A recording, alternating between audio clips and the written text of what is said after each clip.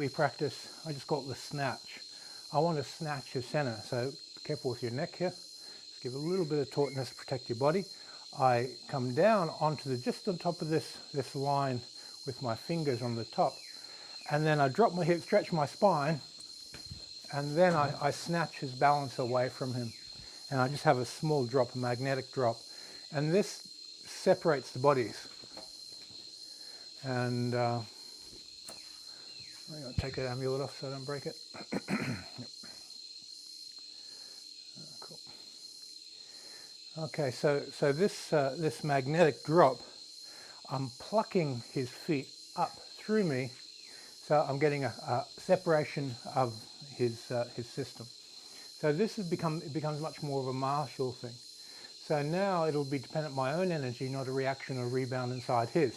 He's got his guard up, he shows me some strength in it, boom, I snatch it. Now here I could bounce, but what would normally happen is as soon as you snatch, you have a hit, which would be very effective because his protective chi is broken. The moment you separate the balance and the mass and there's no protective chi, you need a very light hit to do a lot of damage.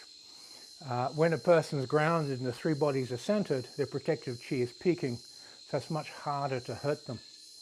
So this type of snatch allows you to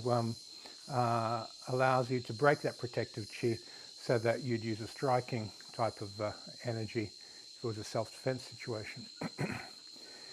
Okay, so from this snatching energy, we obviously can use the elbow and the knee and so forth as a counter to that.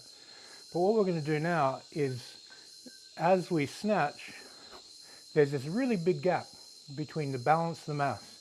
So I want to do the snatch and just relax my mind into that space and use the yi to do the work. So pull everything open and relax them into your mental space.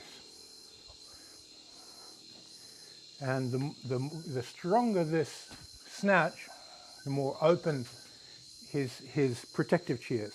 It pulls all the protective chi out. So we connect into the tension, snatch, open everything up. Now we can just relax the energy out through the yi, through that big door which we just opened. When the mental astral matrix that holds the three dantians together, the two matrices are opened, you can just relax your energy through that gap very easily. If you're learning Fa Jin, this is a technique for having the aha moment really, really quickly, where you recognize that if you open everything up, you project a very, very small amount of life force to get a large reaction. But if with that same amount of projection, nothing's happening.